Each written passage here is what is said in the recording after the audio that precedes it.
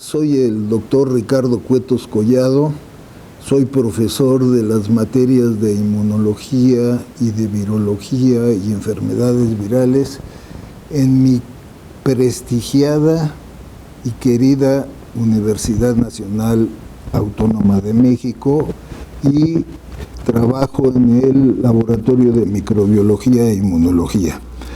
El día de hoy vamos a hablar de un tema que empieza a estar de moda, que es la enfermedad llamada la viruela de los monos.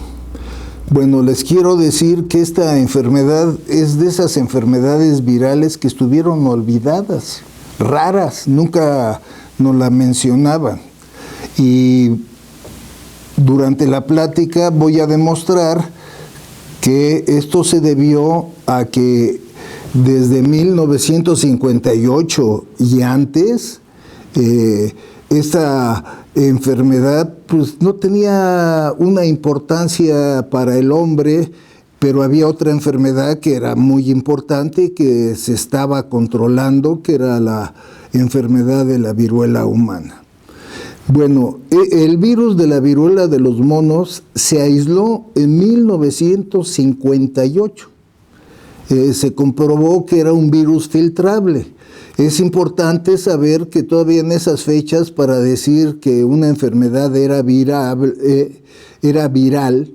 se tenía que filtrar los tejidos en filtros que detuvieran las bacterias más pequeñas que fueran, y al inocular un animal susceptible, si se reproducía la enfermedad, era suficiente para decir que era un virus. 1958, ¿y cuándo se empezó a hablar realmente de la viruela de los monos? Entre 1970 y 1988. ¿Y por qué razón? Esta época de 1970 y de 1986-1988, la Organización Mundial de la Salud, con ayuda de todos los médicos del mundo, pues estaban logrando y lograron no solamente controlar la enfermedad de la viruela humana, sino que se erradicó. Hay que recordar que en 1980 se mencionó que estaba totalmente erradicada y que ya no teníamos viruela humana. Sin embargo, se hizo una observación en la Organización Mundial de la Salud. ¿Cuál fue? Que nada más había casos de viruela de los monos. Pero en ese tiempo nadie preguntó, ¿y qué es eso? ¿Y con qué pasa con la viruela de los monos? No, nada de eso.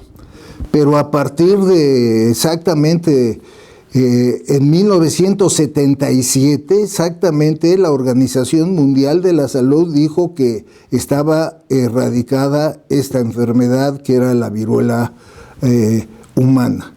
Y a partir de esta fecha se empezó a hablar de casos de viruela de los monos en las personas.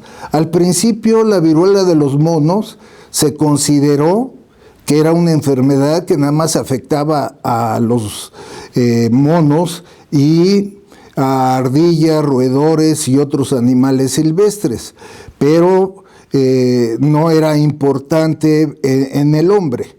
En esta época que se hizo una vacunación global contra la viruela humana, se empezó a hablar de que en África pues había casos de viruela de los monos, pero estos casos que eran benignos y no se les dio la importancia. Actualmente, estamos hablando de mayo del 2022, pues si leemos los periódicos y las noticias, pues empezó a hablar de la viruela de los monos, que Estados Unidos tuvo un caso, que Portugal ha tenido 14 casos, que España 7 casos, que igualmente la mayoría de los países europeos, Inglaterra, Polonia, etcétera, han aparecido casos de la viruela de los monos. Bueno, ¿cómo se contagia la viruela de los monos? Les quiero decir y advertir que esta enfermedad no ha sido estudiada como se han estudiado otras enfermedades, que no se sabe perfectamente la patogenia y realmente ni los medios de transmisión. Se considera que el principal medio de transmisión de esta enfermedad es por contacto directo. Es por contacto directo. Este virus, ¿por qué causa daño? Este virus causa daño porque es un virus que empieza a producir, ahora lo denominan exantema, un exantema vesicular, parecido macroscópicamente al mismo exantema vesicular que se observaba en la viruela humana. Este exantema